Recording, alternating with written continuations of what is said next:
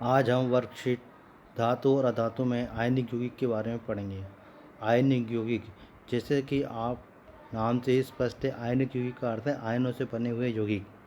Ion वे परमाणु होते हैं जिन पर कोई ना कोई आवेश होता है, यानी या तो ऋण आवेश होता है या धनावेश होता है। ये ऋण आवेश और धनावेश किस प्रकार प्राप्त होता है? तो धातुएं सामान्यतः इलेक्ट्रॉनों को त्यागने की प्रवृत्ति रखती हैं, इसलिए वह धनायन बनाती हैं, अर्थात उन पर धनावेश होता है।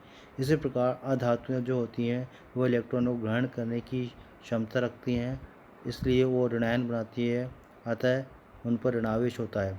वास्तव में धातु और अधातुएं इलेक्ट्रॉन त्यागती है, इलेक्ट्रॉन ग्रहण क्यों करती हैं?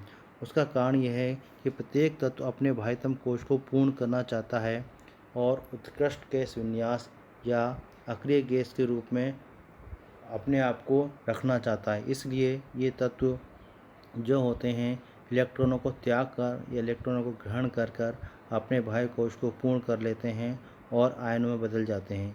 ये आयन अत्यंत क्रियाशील होते हैं और आपस में जुड़कर उदासीन हो जाते हैं। धातुओं और अधातुओं के बीच होने वाली जो क्रियाएं होती हैं उनमें इलेक्ट्रॉन त्यागना और इलेक्ट्रॉन ग्रहण करना होता है, जिससे धनायन और ऋणायन बनकर उनके बीच में स्थिर विद्युत आकर्षण बढ़ जाता है और वो एक दूसरे से जुड़कर आयनिक यौगिक का निर्माण कर लेते हैं। आयनिक यौगिकों का तात्पर्य है कि स्थिर विद्युत यौगिक के रूप में इन्हें जाना जाता है, क्योंकि इन आयनों में जो आकर्षण होता है वो एक स्थिर विद्युत के रूप में होता है, क्योंकि धनायन और ऋणायन के रूप में होते हैं। एक परमाणु से दूसरे परमाणु में इलेक्ट्रॉनों का स्थानांतरण द्वारा निर्मित रासायनिक आबंध को आयनिक बंध कहते हैं। यानी जब दो परमाणुओं के बीच में जो बंध बनता है, आबंध बनता है, वो इलेक्ट्रॉन स्थानांतरण के द्वारा हो तो उस बंध को आयनिक बंध के नाम से जाना जाता है। यहाँ पर आयनिक यौगिक के निर्माण को आपको दिखा रखा है। सोडियम Na जो है इसका परमाणु क्रमांक 11 होता है। इसके बाह्य कोश में एक इलेक्ट्रॉन होता है जो इस इलेक्ट्रॉन को त्याग कर धनायन Na+ बना लेता है, जबकि क्लोरीन जिसके बाह्य कोश में 7 इलेक्ट्रॉन होते हैं वो इस इलेक्ट्रॉन को ग्रहण कर कर ऋणावेश बना लेता है। इस प्रकार सोडियम और क्लोरीन अपने धनावेश और ऋणावेश में बदल जाते हैं। इस कारण ये अत्यंत क्रियाशील हो जाते हैं और एक दूसरे से जुड़कर NaCl सोडियम क्लोराइड यौगिक का निर्माण कर देते हैं। इसी प्रकार हम यहाँ देखें तो मैग्नीशियम क्लोराइड का निर्माण दिखाया गया है। मैग्नीशियम में बाह्य कोश में 2 इलेक्ट्रॉन होते हैं। ये 2 इलेक्ट्रॉन को त्याग के मैग्नीशियम +2 आयन बना लेता है। ये दोनों इलेक्ट्रॉन क्लोरीन के 2 परमाणु एक एक करके ग्रहण कर लेते हैं और 2 क्लोरीन ऋण आयन बना लेते हैं। इस प्रकार एक मैग्नीशियम के साथ 2 क्लोरीन परमाणु जुड़कर मैग्नीशियम क्लोराइड MgCl2 का निर्माण कर लेते हैं। आइए अभ्यास करें, यानी कुछ प्रश्न आपको दे रखे हैं जिनकी हम बात करते हैं। पहला, धन आयन एवं ऋण आयन क्या होते हैं? धन आयन एवं ऋण आयन किस प्रकार बनते हैं?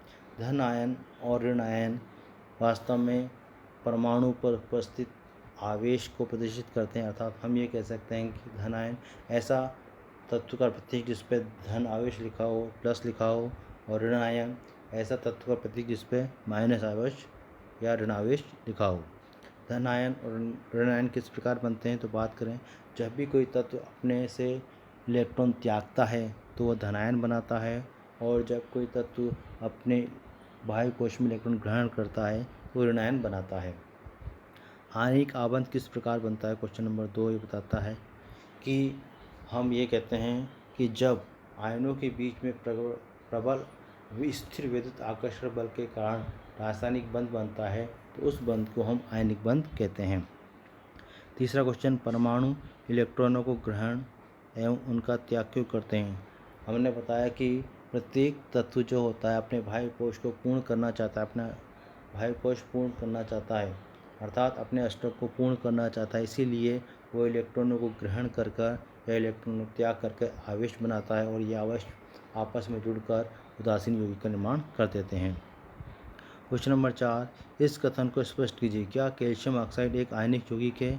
बात करें तो कैल्शियम ऑक्साइड एक आयनिक यौगिक है। क्यों? क्योंकि कैल्शियम जो होता है वो +2 2 आवेश बनाता है और ऑक्सीजन जो होता है -2 आवेश बनाता है।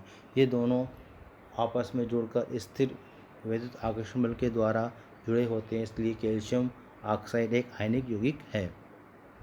क्वेश्चन नंबर 5, इलेक्ट्रॉन स्थानांतरण द्वारा सोडियम क्लोराइड के निर्माण की व्याख्या कीजिए।